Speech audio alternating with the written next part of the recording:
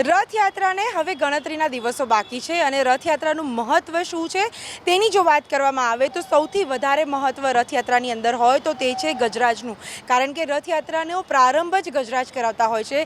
ત્યારે રથયાત્રાની વાત આવે તો સરજુ હાથીને કેવી રીતે યાદ ન કરીએ તે એક સવાલ છે। ત્યારે આજે વાત કરીશું કે અમદાવાદની અંદર જે નીકળતી પૌરાણિક રથયાત્રા છે તેમાં સરજુ હાથીનું શું મહત્ત્વ હતું અને શા માટે ગજરાજ જ રથયાત્રાનો પ્રારંભ કરાવે છે।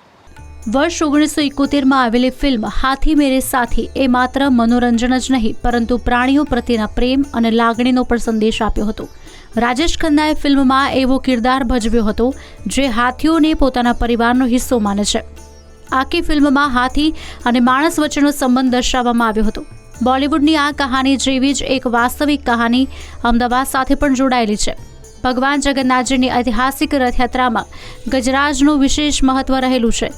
વિઘ્નહર્તા ભગવાન ગણેશના સ્વરૂપ તરીકે ગજરાજને માન આપવામાં આવે છે અને રથયાત્રાની શરૂઆત પણ ગજરાજના આગમનથી કરવામાં આવે છે। ભગવાન જગન્નાથજીની રથયાત્રાને હવે ગણતરીના દિવસો બાકી છે, ત્યારે સૌથી વધારે જો મહત્ત્વ રથયાત્રામાં હોય કોઈનું તો તે છે હાથીનું, એટલે કે ગણેશજીના સ્વરૂપ સમાન ગણાતા હાથીનું મહત્ત્વ ખૂબ જ રહેલું છે।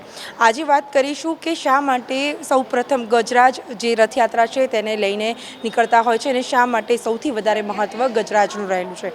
ત્યારે આજે આપણે વાત કરીશું કે રથયાત્રામાં ગજરાજનું શું મહત્ત્વ છે। રથયાત્રાના ઇતિહાસમાં એક સમય એવો પણ આવ્યો હતો જ્યારે અનેક પડકાર વચ્ચે યાત્રાને શાંતિપૂર્ણ રીતે પૂરી કરવી એક મોટો પડકાર બની હતી। એ સમયે સરજુ નામના ગજરાજે પોતાની મહત્વપૂર્ણ ભૂમિકા ભજવી હતી।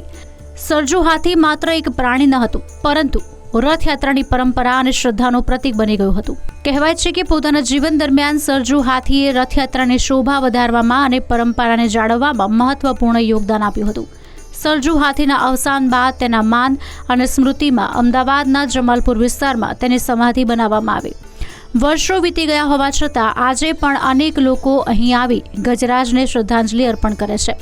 આજે ભલે સરજુ હાથી હયાત નથી પરંતુ લોકોની યાદોમાં તે હજુ પણ જીવંત છે। જે રીતે હાથી મેરે સાથીમાં હાથી પ્રત્યેનો પ્રેમ અમર બન્યો હતો તે જ રીતે અમદાવાદમાં સરજુ હાથી પ્રત્યેનો આદર અને લાગણી પણ વર્ષોથી અવિરત છે। રથયાત્રાની શાન ગણાતા એવા સરજુ હાથી આપણી વચ્ચે હયાત નથી પરંતુ તેમની યાદો હજી પણ લોકોના મનમાં જીવન છે। ચોક્કસથી રથયાત્રા જ્યારે પણ નીકળતી હોય ત્યારે ગજરાજ તેનું પ્રસ્થાન કરાવતા હોય છે અને જ્યારે ગજરાજની વાત આવે ત્યારે સરજુ હાથી ચોક્કસથી લોકોના મનમાં હજી પણ યાદ આવે છે। એટલે કહી શકાય કે જ્યારે ગજરાજની વાત આવે છે ત્યારે સરજુ હાથી લોકોના મનમાં હજી પણ જીવંત છે।